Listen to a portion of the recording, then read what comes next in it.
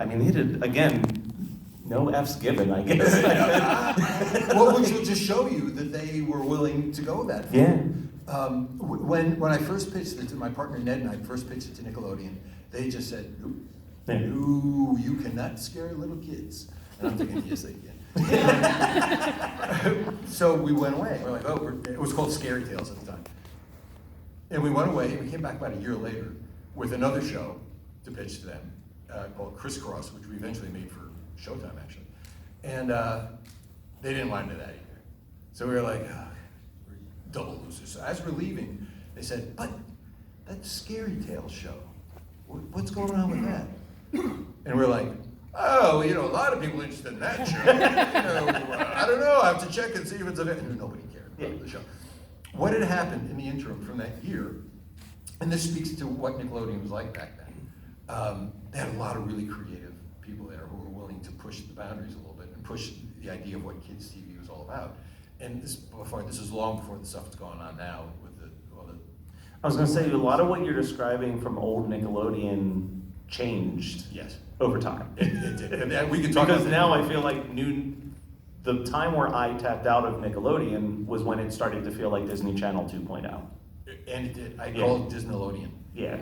It was, and they went, well, I had a show that was going to replace Are You Afraid of the Dark? And went on for a long time until I got the call that said, DG, we're just not doing dramas anymore. We're all comedy all the time. Yeah. So they essentially turned the network over to Dan Schneider. And look where it got him. Well, they did. I mean, it made them a lot of money. It made them a lot of money. And ironically, a number of the people who were instrumental in creating Nickelodeon actually went to Disney. Yeah. Disney got a little bit edgier at that same time. It was almost weird. I'll argue they didn't. That's when they went full comedy too. And it's one of the reasons why I was brought over to Disney to make the movie Tower of Terror. Which I want to definitely talk to you about that too. That's what brought me over. Yeah. Jerry Laybourne, who created Nickelodeon, she went to Disney, and she only lasted a few months, just like I can't work here. Yeah. So they said, so what had happened in the interim between pitching Are You Afraid of the Scary Tales and coming back with Crisscross was they had hired a new development executive. And the whole idea of a development executive is they look for new shows. And this guy's name is Jay Mulvaney. I think he was literally going through the reject files. Yeah. And he pulls out this 3-page thing called Scary Tales, and he read it, and he went to his bosses and said, how come we're not doing this? So if not for that, we would have done Are You Afraid of the Dark. So, but they were so afraid, they jumped Nickelodeon, because no one had ever done this before. And so they asked me to write a script. Mm-hmm. So I wrote The Tale of the Prom Queen, which I thought was the quintessential Are You Afraid of the Dark episode. And they read it and they're like, okay, that's fine, but can you do it again? So I wrote 2 more scripts. I wrote The Tale of the Twisted Claw and The Tale of the Dark Music. Remember that one about the thing in the basement, who played music and the boogeyman came in. So they're like, okay, fine. We want to make it, this is actually pretty cool too, because everyone thinks it's a Canadian show. We shot it in Canada. After we did all these scripts, they called us in for a meeting, and they don't call you in for a meeting to say, we're not gonna do your show. Yeah. So my partner Ned and I were like, you're doing a show, here we go, and there we go. So we sit down and they're like, we love your show. Yay, we love your scripts. Yay, we want to make your show. Yay, we don't want to pay for your show. Oh, that's great. What? Say, what? This is the first show I produced. And they said, we only want to pay for half your show. Because they only wanted to show it in Nickelodeon in the United States. Yeah. There's a whole other world out there. So I said, if you can come up with the rest of the money, that's the way most shows work. Studios don't pay for the whole thing. Yeah. Usually the studio will pay for the other half of it, and in return, you can then distribute the show to the rest of the world, which is where you make your money. So my partner Ned happened to know this company up in Canada that said, mostly made cartoons, which was another good thing. They didn't know live action. So I said, for a price of half a budget, you can have this show. And they're like, okay. Trade-off is we had to shoot there. So that's how we ended up in Canada. So it wasn't a homegrown Canadian show that with people with maple syrup and Mountie. Well, I mean, you're saying it jokingly, but that is the truth at that time, was if you were a Canadian show, there was a requirement for X amount of Canadian content in your show. That's where the Mackenzie brothers came from in Yeah. SCTV was then making fun of that rule. He's like, we're all Canadian. It's Canadian content. Well, yes, well, they asked me for that. I was like, what do you want me to do about beaver trappers? There's one episode, I don't know how well you know the show, but to the extent, there was an episode we did called The Lonely Ghost. Good Remember one. The Lonely Ghost? Yeah, that helped me in the mirror, right? You're right. No, yes, the little girl's trapped in the mirror. And the kind of the character setup is this girl goes to live with her cousin Beth for the summer. The character that everyone hates, cousin Beth, because she's so annoying. It was a sweet girl, but she played a really great, obnoxious, mean girl. In his voiceover in starting the story, David in the Midnight Society says, well, Amanda's parents, well, they left to go north to study Inuit stone carving. There's Canadian content, how's that? Inuit stone carving. So if you ever see that episode, go back and that's what, and he couldn't even pronounce stone carvings, stone carvings. Stone carvings, that's stone carvings. But they were they were so scared that what they were going to do, the parents are going to complain, have pitchforks and torches at their door. The pilot I wanted to make was The Tale of the Prom Queen. That was the first script that I wrote. And they didn't want to do that. They wanted me to make The Tale of the Twisted Claw. Yeah. Because it was based on the monkey's paw. And they said, not only then, but also going forward with the series, they said, as best as you can, you don't have to do it all the time, but try to base some of your stories on literary antecedents. So that if we get complaints, we can say, You can point to something. this and say, is yeah. classic literature, what are you talking about? And of all 91 episodes of Are You Afraid of the Dark, the one that was closest to the actual inspiration was Twisted Claw. Yeah. It wasn't the monkey's paw, it was the Twisted Claw. So that's why they made that, just because they're so afraid that they never got complaints. Yeah, no, Zero. but that makes sense. I understand the logic that they had in that for sure. I do too. And I'm sure every single there's quite a few people in here. I'm sure every single one of them, if you ask them, would have a different favorite episode. And you say that the Prom Queen one to you was like at least at the start. Those three. Yeah, of those three, that was the one.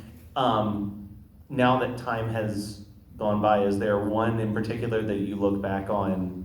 And I'm sure this is a question a lot of us have had, is like, okay, let's say we're gonna go do an R-rated Are You Afraid of the Dark movie. We're gonna take one of these tales and turn it into an actual thing. What's the one that sits with you and says, oh, I think that we could build a whole world out of this? I actually have an answer to that, and it's also the answer to the question. I spoke to some of you guys about this before, what my favorite episode is. Yeah, And when you ask a creator what their favorite of anything is, it's tough. It's picking a child. Yeah, well, it's like your favorite child, but it's Yeah. also the creator is bringing something to the question or the answer that if you're totally objective about it, you're not going to have, because you made it and you remember making it. So my favorite episode, and I've always thought that it could make a great expanded story, we did at the beginning of the second season of the show. And first seasons are always difficult because you're just trying to figure out how to make the show, trying to find out where the bathrooms are. You're trying to get your crew up to speed so they can understand what you're trying to get at. I mean, I would give scripts to my department heads, and they'd look at it like I had rocks in my head, like, what? You want me to, how? They just didn't get what I was doing. It also helped that most of them didn't speak English, it was French Canadian. But one of my favorite ones was the production designer, who was so awesome with all 91 episodes. He came in one day and he says, oh, DG, because DJ in French is DG. He says, DG, I cannot do this. Like, what? And he showed me one of the scenes. I forgot what show it was. And the way I described it is like a kid came into their bedroom, Mm-hmm. and I described it that the room was turned upside down. Now, to all of us saying the room was turned upside down means it was a mess. Yeah. He's thinking, I've got to turn a room upside down. My budget doesn't over it. Room turning up. It's like, no. So there's a lot of that, a lot of language, and a lot of them getting up to speed. By the second season, we had a season under our belt. So now I give scripts to a department head, and they read it and go, yep. Okay, how can we make this better? Yeah. So suddenly there's a shorthand. It's like, remember when we did that? Yeah, fine. How about that? Yeah. So the episode that's my favorite for that reason because it felt like it was the first time we were firing on all cylinders. Yeah. It was an episode called The Tale of the Midnight Madness. Yes. It was a Dr. Vink story, but the vampire In the movie theater, I've had many people tell me that is one of the scariest of all time. Yeah, I mean, is it the best episode? No, it's different for everybody what the best episode is. Not my best, I don't think there is a best episode for me, but it's my favorite episode. Nice. And I imagine making a movie where the characters come off the screen and to terrorize us. It's, it's a little Jumanji, it's a little... I mean, it goes as far back as like Sherlock Jr. with Buster Yes. Keaton. You know what I mean? Yeah. Like it's the tale of going into or something coming out of the screen is an age-old one. Yep. And speaking of Buster Keaton, I'm going to actually bring up the Wikipedia thing. According to your Wikipedia page, it says that in high school you and your friends made a Marx Brothers movie. Yes. And I just have to ask, did you just recreate your favorite Marx Brothers moments, or did you write a script for what you want it to be like the next Marx Brothers movie with your friends? It was the latter. That's being very kind to what we turned out. Yeah. We Because I love the Marx Brothers, so I saw that, I'm like, oh, I need to talk to DJ about the I Marx hope Brothers you for never a see this second. movie then. It was when it's actually a larger answer to that question is that people say, how'd you get into writing? Yeah. And I got into writing because I hated to write. So starting in junior high school, oftentimes, I mean, this is going way back. This is going back into the 70s. Video was new. Back, I mean, video existed, but video in schools was new. Nowadays, the technology you have in your phone in your pocket is light years ahead of anything that happened back then. But so I don't know, my buddies and I would come up with this idea. It's like, we don't want to write reports on things. Can we make videos about them instead? So we made, from 8th grade through the end of high school, we made videos. And this one, it was our 10th grade project. We took independent study in English. We said, we want to make a Marx Brothers movie. So we wrote, directed, starred in, produced an original 90-minute long Marx Brothers movie. I want to see it. It was 90 minutes long. It was 85 minutes too long. There were a couple of moments where you go, that's fine. It was. Did you play one of the Marx Brothers? I was Groucho. Of course you were. I was Groucho. The role everybody wants if they're going to be a Marx Right. Brother. No, my buddy wanted to be Harpo because he was the visual. And we were the Marx Brothers. And my buddy Mark, who was, we were like, if you know anything about the Marx Brothers, we fit the characters of all the real life people. Yes, we made an original Mark. I love that. It was That's so- terrible. It was terrible. No, but that's, I mean, who makes something great when they're in 10th grade? It's getting that start going. The only other thing I want to ask you before we really dive into Are You Afraid of the Dark is I'm a huge Trauma fan, and I happen to notice that you wrote a couple episodes. No, I heard you wrote a couple episodes of Toxic Crusaders, though, which was one of my favorite cartoons Are you growing seriously? up. I love Toxic Crusaders. Does anybody else know Toxic Crusader or Toxic Avenger? There was a guy, is he here now? There was a guy that I signed his poster, and he had like 47 pins on his jacket, and one of his pins was Toxic. Yeah. And I was like, I wrote that. He said, what? He goes, I work for Trauma. The story that I always say is this is the origins of what led me to doing a horror podcast was, for whatever reason, they were making Saturday morning cartoons on things that should not be turned into cartoons. Right. And I saw Toxic Crusaders and I loved it. And I was at my uncle's house and he had the VHS and all my family were outside playing. I'm like, oh, there's a Toxic movie. And I just sat down and watched it until the first head smash. And then at 5, I'm screaming in a bedroom until someone came to find me. But a love of being scared was born from that and then exploited even more by Are You Afraid of the Dark?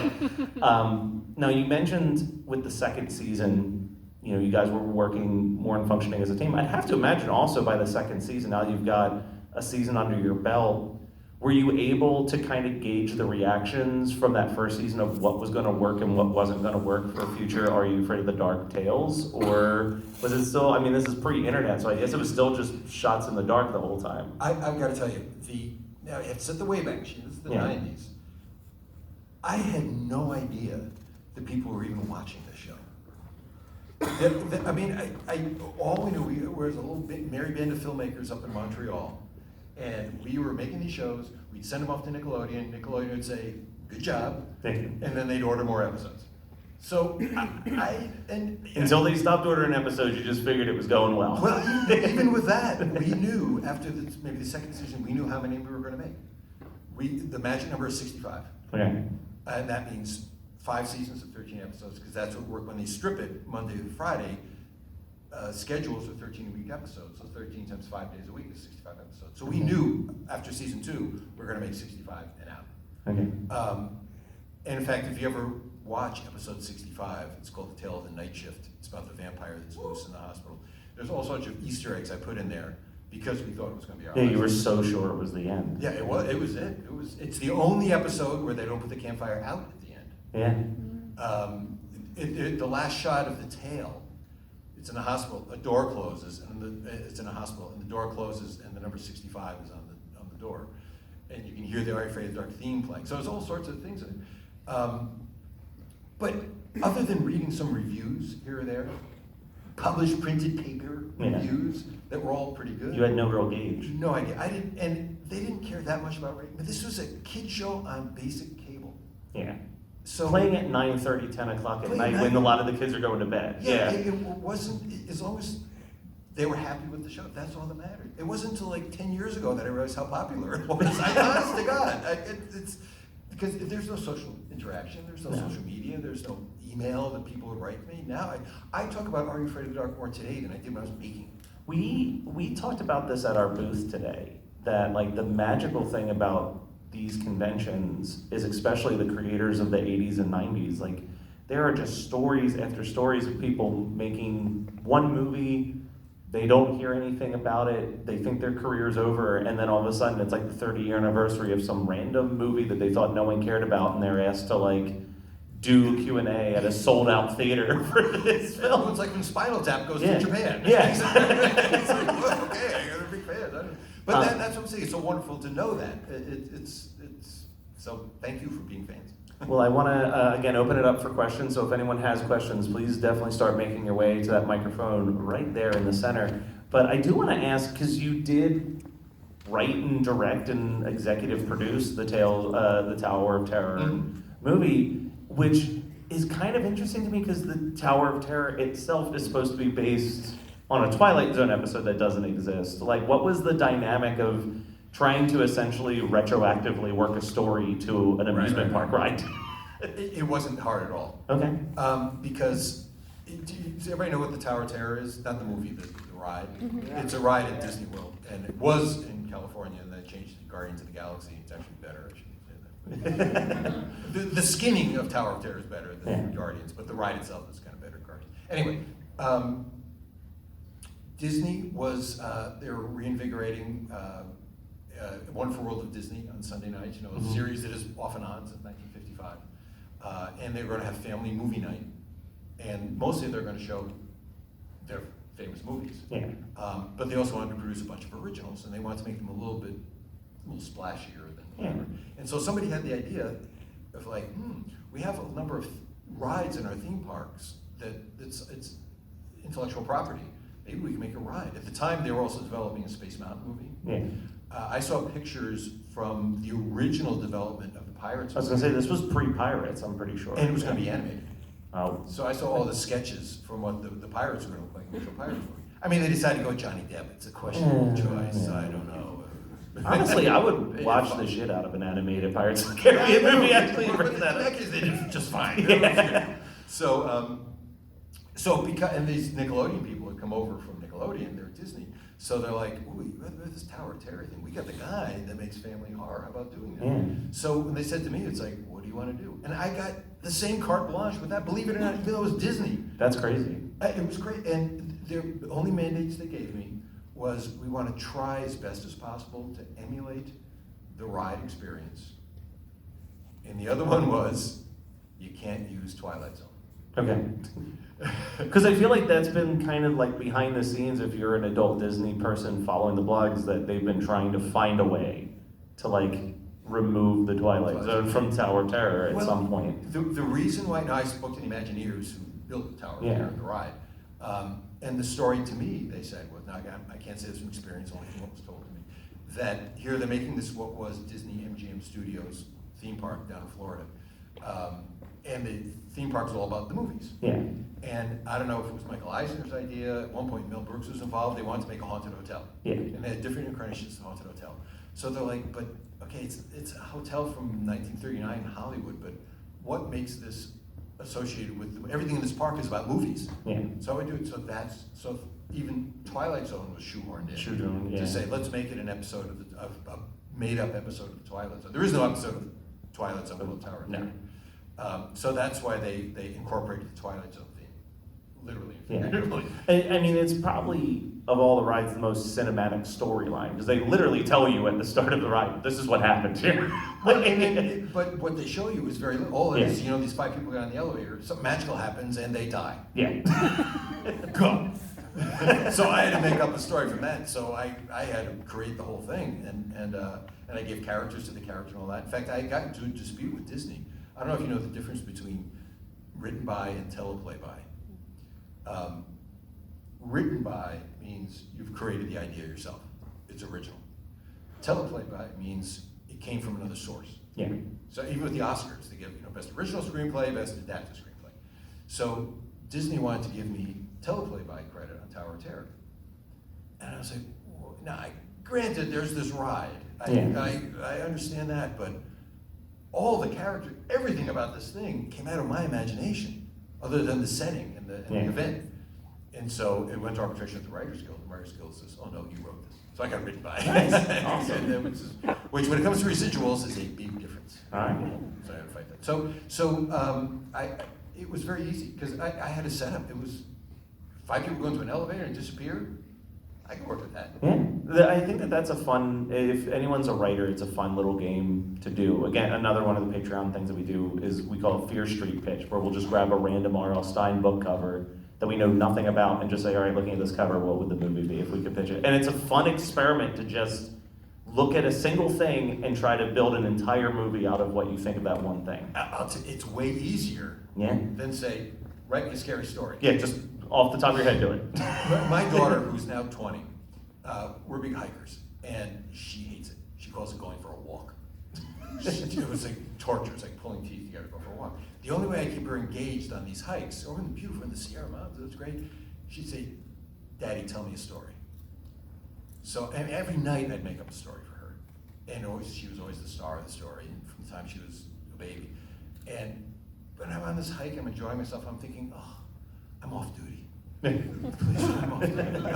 Please don't make me do this." But I want to keep her engaged. But I'd say to her, "You've got to tell me 2 things. Yeah. They don't have to be scary things.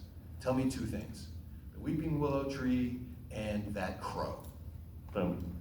I can go up with a story like that. Yeah. You just say, "Tell me a scary story." It's the same mechanics as like if you ever watch a very talented freestyler, where he's just like, hold up anything in the crowd and I can start telling it. Yeah, or Doing improv something. comedy. Yeah, improv comedy, any of that. I do see that we do have some people Okay. in a line, so let's, first person up there, head up. I was just, you had said that you didn't direct the opening of the show, is that correct?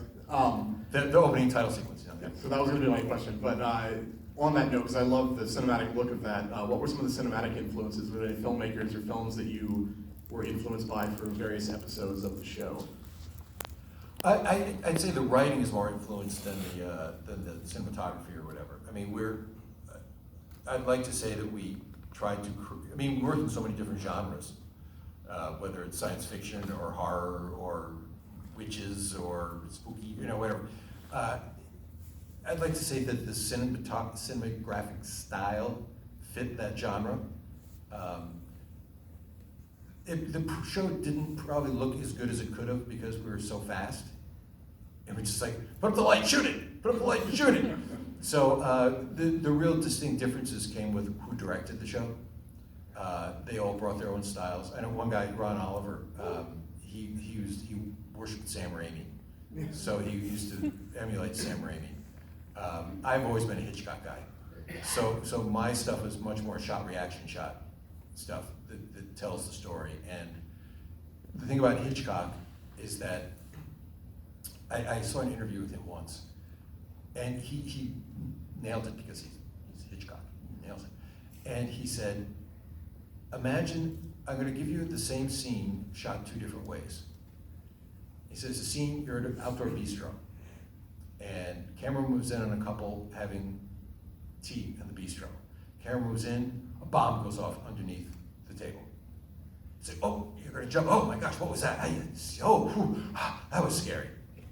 Now do it another way. A couple having lunch and having tea at this bistro.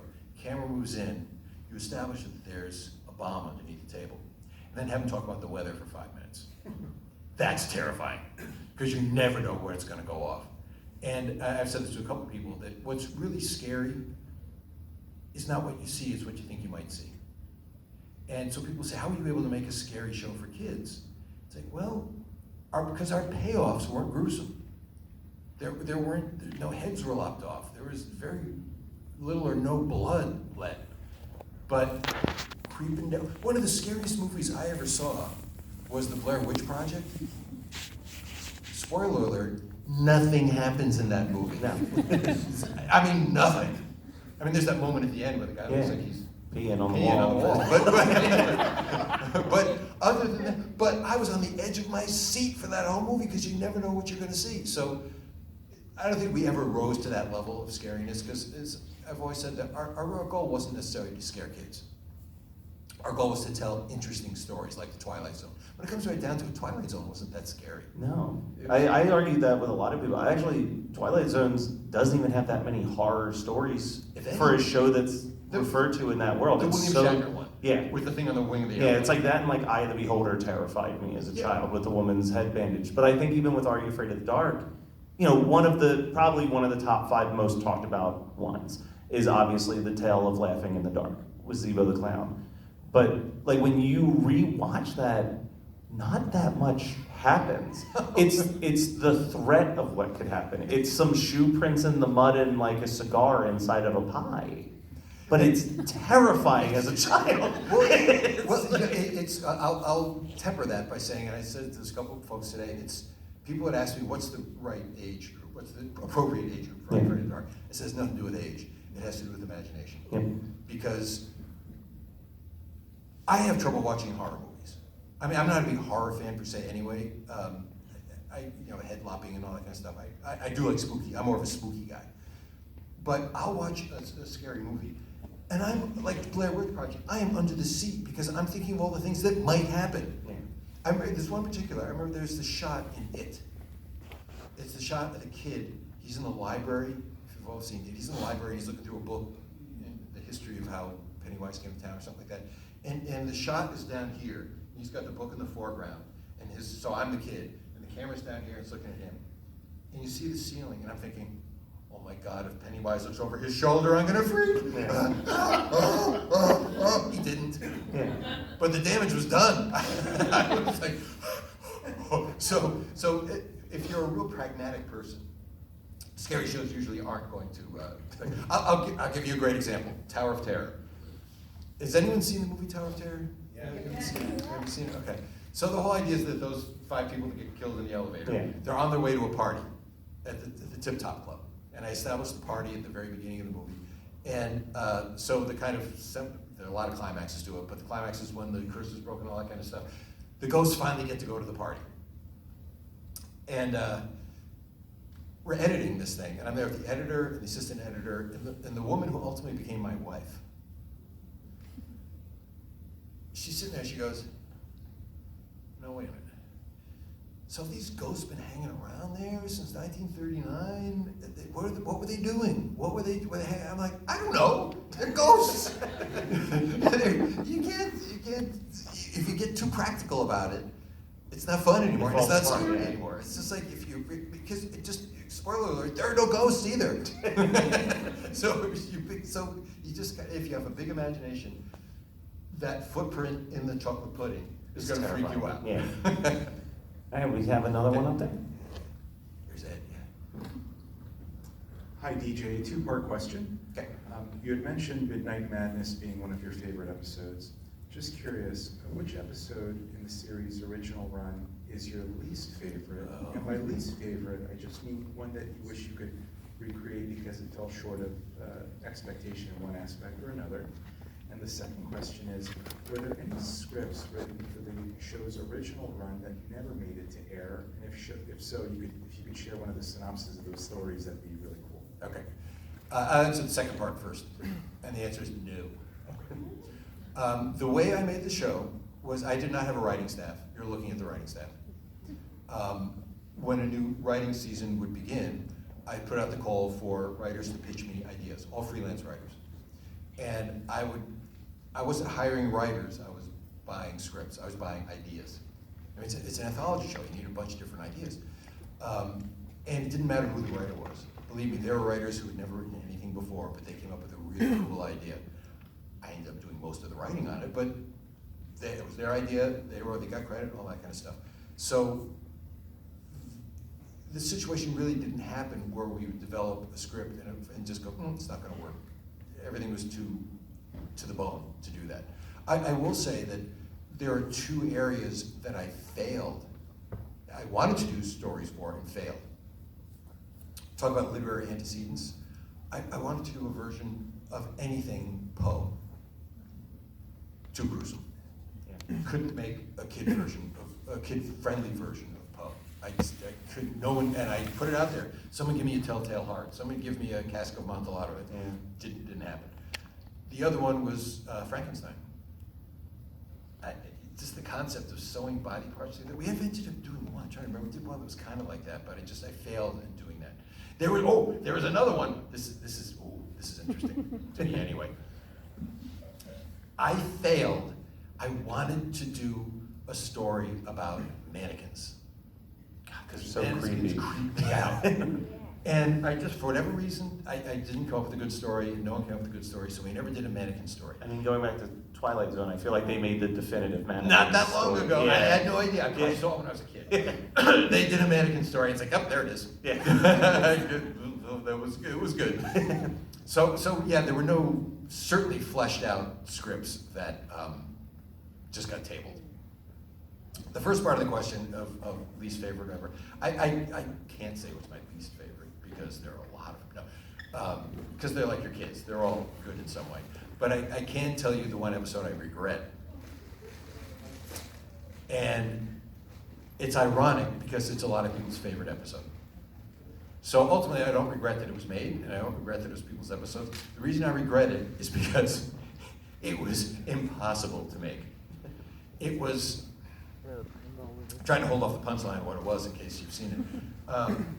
I'll tell you, it was called The Tale of the Pinball Wizard. Yes. The best. Yes, I know.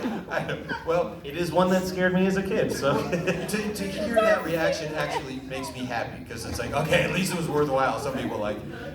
And the reason I didn't like it because I made a mistake from the get-go. I knew better. A writer pitched me the idea, and the idea that she pitched was, imagine being in a giant pinball machine. And I went, ooh, that sounds great. I didn't take it to the, I made a deal with her before I took it to the next step, which was, we can't do that. We don't have the budget. Have you ever seen someone caught in a giant pinball machine, even with today's technology? Think of what it means to be caught in a giant pinball machine. It could be really cool. Running with a giant ball with the things flapping, with the lights going, that is awesome. We couldn't do that. So even from the get-go, the struggle to get a script that worked was a struggle. And I had to change it from a real classic pinball machine to more of a video game. Yeah. And a lot of times pinball machines have stories and levels and that kind of stuff. So, and, with video games of those days, like Legend of Zelda, all that kind of stuff, you're on quests and you have to pick up material and you go to the next level. So came up with this mall to say, okay, you have to rescue the princess and you pick up a thing and then you go, the escalator goes off and you go up. It was too, we bit off more than we could chew for that episode. And therefore I look at it and I think it's really cheesy looking. There's a lot that isn't, but there's a lot that's really cheesy looking. And I directed it because I wouldn't foist it on another director and make him do it. It was, it took 6 days to shoot. No other show took 6 days to shoot because there was just so much. We shot at a mall overnight. So we're going to work while people are closing up their stores. We shot all the way overnight, and then we're leaving as they're opening up the stores, which is a weird topsy-turvy. Thank God it was at the end of the season. It was the last episode because we were out of money. And my crew, I love my crew. I loved everyone on that crew. There's a rule, a union rule, you can only work 5 days in a row. And we shot Monday through Friday. We weren't going to get it done Monday through Friday. We had to shoot into a 6th day. But if you're going to shoot a 6th day, you have to pay everybody time and a half. And we didn't have the money. what are we gonna do? So the crew took a vote, and they voted, we'll work, we'll get paid, but we won't work time and a half. That's how great these people were. They That's wanted pretty to make the amazing. show. So it was a wonderful thing. I'll give you one final kick in the pants on this thing. It got made, it was done, it was fine, a lot of people like, there was a guy, I will not say his name, he worked for Nickelodeon at the time. Not a nice guy. That's all I'll say. He was just not a nice guy. And Ari Fairchild was part of SNCC. It was part of Saturday Night Nick. So SNCC was very successful. And Nickelodeon threw a big party at one of the studios, I think it was a Paramount Pictures, there a lot, to celebrate SNCC. So they brought all these people, it was a big thing, and they had a lot of the actors from the SNCC shows and a lot of the creators of the SNCC show, and it was a festival of, Yeah. nice job, oh, you did so great, oh, my.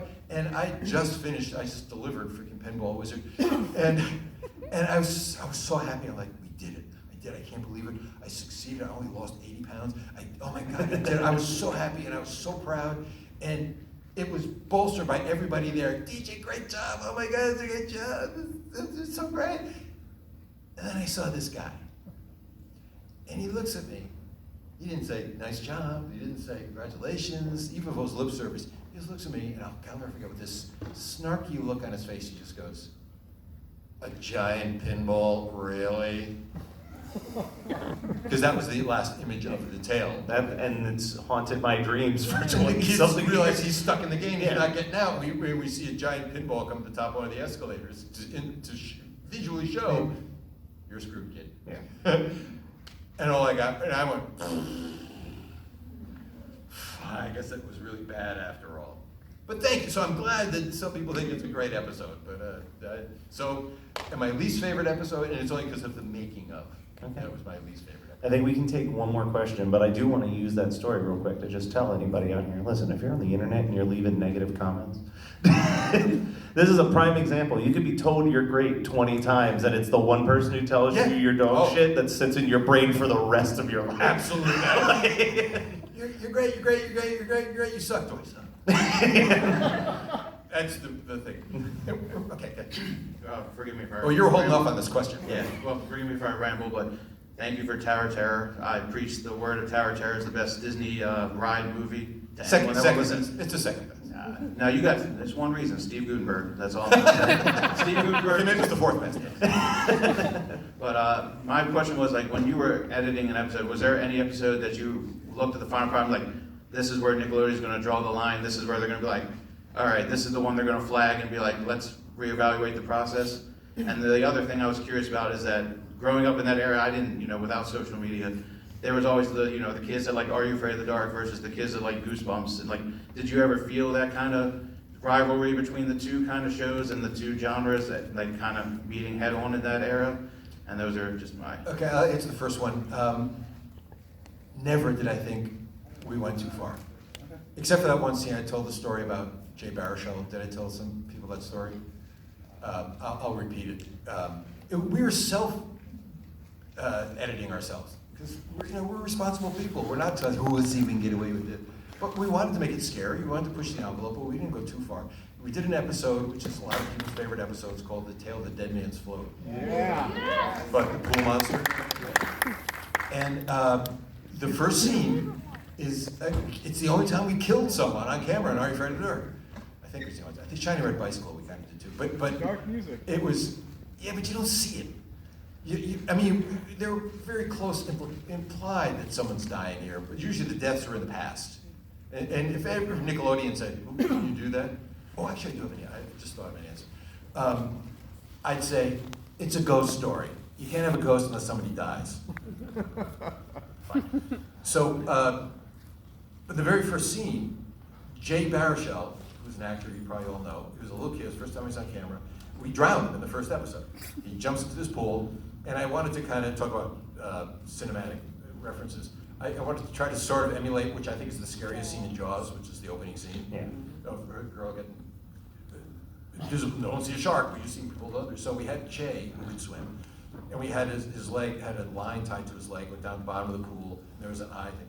And then we pull on the rope, and he'd get pulled under. And he was awesome. And he was terrified, acting terrified. And I was literally 3 feet away from him. I'm floating in the pool next to him. This kid, I don't want to drown this kid. So I'm right there. And a couple months ago, I saw an interview with Jay Baruchel. He was talking about Are You Afraid of the Dark? And he said something that my first reaction was, I didn't say that. Then I thought about it, I'm like, oh yeah, I think I did. I did say that. And what he said was, he said, yeah, I'm doing the scene where I'm getting drowned. And the director said to me, you're too real.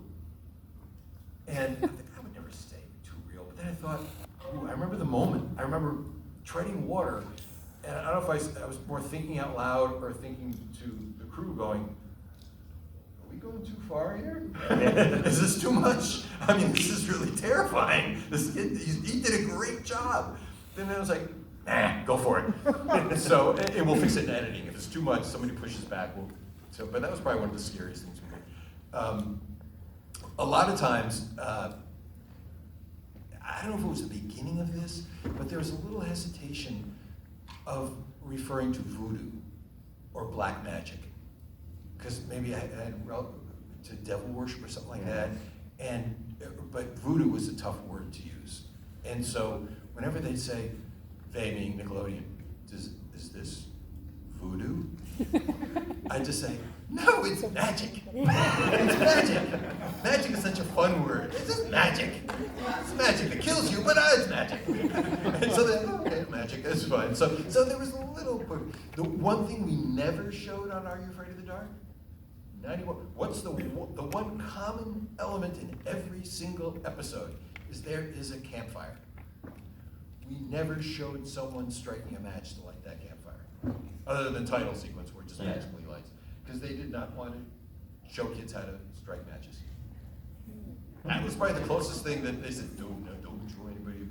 They certainly carefully put it out in every episode. They're very cautious, but they never, okay, let's light this thing, light this baby up. So no, we never, I don't know if that kind of stuff will be done today. But I don't think we went too far, because we I think we all love it, and we love you, and thank you. I mean, unfortunately, that's time right now. Well, we have a clip. We have yeah. a final clip to show. This was I'll end on a clip. This was something it's so 90s. You're gonna get a kick out of it, especially the music. It's a music video. It's so 90s. It was made specifically for one of the bonus features on a home video release. So this was never on TV. This was solely On one of those orange VHS one of those tapes. orange VHSs. Thanks, everyone.